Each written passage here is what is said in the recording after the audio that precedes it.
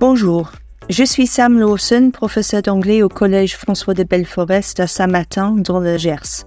Dans cette série de vidéos intitulée On the Same Page, je propose de vous expliquer les grandes lignes d'une démarche pour aborder la compréhension écrite avec vos élèves, qui leur fournira des outils et des méthodes transférables et leur permettra ainsi de gagner en autonomie. Il s'agit d'apprendre aux élèves comment comprendre.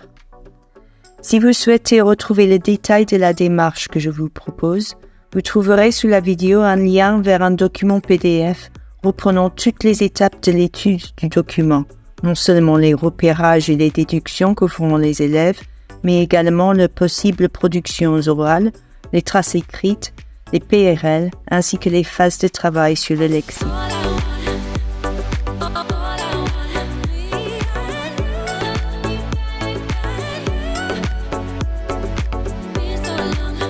J'ai choisi de travailler sur un extrait d'un roman à suspense de Mary Higgins Clark, A Stranger is Watching, publié en 1977. Je commencerai par vous expliquer comment et pourquoi j'ai choisi le document qui fait l'objet de cette étude, avant de détailler la mise en œuvre de la compréhension. Je vous invite à prendre connaissance du document en scannant le QR code qui apparaît à l'écran pour y accéder et éventuellement l'imprimer, ou encore de cliquer sur le lien menant au fichier PDF que vous trouverez sous la vidéo. Il correspond à un niveau B1 ou B2 et l'étude du texte conviendrait à une classe de première. Pourquoi avoir choisi ce texte? Les raisons sont multiples.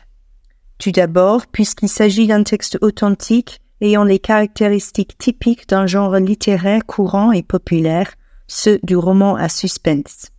Ensuite, parce que la compréhension de l'organisation du récit, de son lexique, un mélange de mots familiers et nouveaux, de la pléthore de techniques littéraires, reste accessible à tous les élèves grâce à la possibilité de faire des repérages simples concernant les majuscules, les répétitions, les pronoms, les formes verbales et la ponctuation. Mystère, dimension psychologique, les émotions et le désarroi des protagonistes, rythme, création de l'angoisse et de la tension chez le lecteur, les caractéristiques révélées lors de l'analyse des éléments repérés permettront aux élèves de décortiquer et donc de savoir reconnaître les techniques littéraires et les mécanismes mis en œuvre. Enfin, c'est un texte qui suscite l'envie de lire puis de dire. Pour rendre compte de la richesse du texte, les élèves auront besoin de s'emparer de structures complexes et variées. Le paratexte, s'il doit figurer sur un document fiable afin qu'on puisse identifier sa source, ne constitue pas en soi un indice toujours signifiant pour les élèves. Ici, en revanche, le titre du roman, mentionnant un inconnu observant quelqu'un, le lecteur potentiellement, est tellement évocateur qu'il serait dommage de s'en passer. J'en profite pour apporter rapidement un arrière-plan culturel sur Mary Higgins Clark, autrice bien connue de romans à suspense. Il est rapidement nécessaire, pour que les élèves puissent cerner le sens d'un document, de poser avec eux les bases de la situation d'énonciation. Les majuscules en début de mots, indiquant des noms propres, sont utiles ici pour dégager les noms des personnages et du lieu où se déroule l'action. Il est cependant important, pour faciliter l'accès au sens, d'éclaircir rapidement parmi tous les personnages cités qui est le protagoniste principal, sujet fréquent des verbes.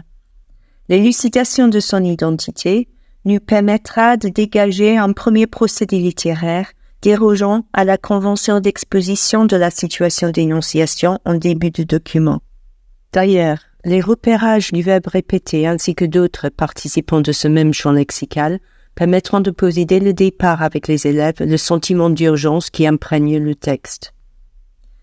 Les mots appariés au possessif his, qui renvoie lui-même au personnage principal, sont ensuite séparés en deux catégories, l'univers domestique ainsi que la réaction corporelle du protagoniste à cette urgence. Concentrons-nous ainsi sur le domicile de Steve. L'accumulation des pièces que celui-ci visite successivement pourra donner lieu à un travail lexical sur la désignation de l'univers domestique en anglais américain et britannique. La détresse émotionnelle évidente de notre protagoniste est traduite par sa réaction corporelle dans le texte. Il sera ainsi temps de récapituler avec les élèves l'ensemble de nos conclusions dans une trace écrite qui permettra de travailler l'expression de l'impression ou du ressenti avec as if ou as though plus le prétérit modal, ainsi que l'expression de l'emphase dans des tournures et inversions. Cette trace écrite pourra à son tour donner lieu à un travail lexical sur les adjectifs faisant référence aux émotions et à leurs manifestations physiques, et les adverbes, verbes et noms dérivés. Nous inviterons ensuite les élèves à se concentrer sur la ponctuation remarquable, qui comprend une abondance de points d'interrogation, d'exclamation et de suspension, et qui révèle l'état émotionnel de peur et de désorientation du personnage principal, ainsi que sa réaction frénétique. L'examen des mots répétés précédant ces signes de ponctuation exceptionnelle permettra d'identifier les personnages qui sont l'objet de la peur du protagoniste et d'envisager par des hypothèses leur relation avec lui et la raison de cette terreur grandissante.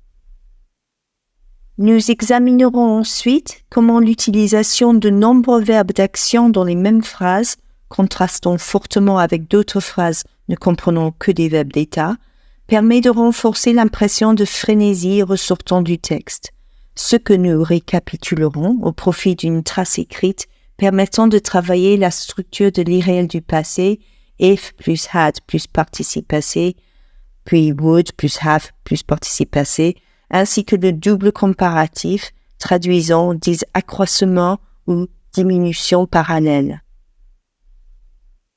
Un focus sur le style indirect libre utilisé dans le texte permettra de mettre en évidence pour les élèves l'accès plus aisé qu'il permet à la conscience du personnage principal, ainsi que sa participation au rythme rapide qui caractérise l'extrait. À nouveau, l'expression du ressenti grâce à as though ou as if plus le prétérit modal pourra être travaillée dans la trace écrite subséquente, dont l'intérêt sera cependant majoritairement lexical. Pour terminer, nous focaliserons l'attention des élèves sur la fin du texte, en accord avec l'idée que le suspense consiste à reporter la révélation des informations importantes afin de confirmer ou infirmer les suppositions faites précédemment quant à la raison de l'état de détresse du personnage. Nous conclurons en récapitulant dans une trace écrite l'intégralité des procédés littéraires utilisés par Mary Higgins Clark afin de créer le suspense haletant qui caractérise l'extrait. Vous l'avez vu, il nous a été possible de faire comprendre l'essentiel du texte à nos élèves uniquement en mettant en évidence des éléments simples tels que des noms propres, identifiables avec une majuscule, des pronoms et possessifs, des signes de ponctuation, des verbes, aisément identifiables grâce à leur proximité immédiate avec le sujet ou bien à leur suffixe ed ou ing caractéristique. C'est en les habituant à rechercher ces repérages simples dans tous les documents avec lesquels ils seraient en contact et en fondant sur ces repérages des inférences quant à leur signification qu'il sera possible de mener graduellement les élèves vers une autonomie en compréhension. Je vous donne rendez-vous pour un prochain épisode de On the Same Page où j'aurai plaisir à mener avec vous une compréhension de l'écrit sur un support très différent, toujours à l'aide de ces mêmes techniques. À très bientôt.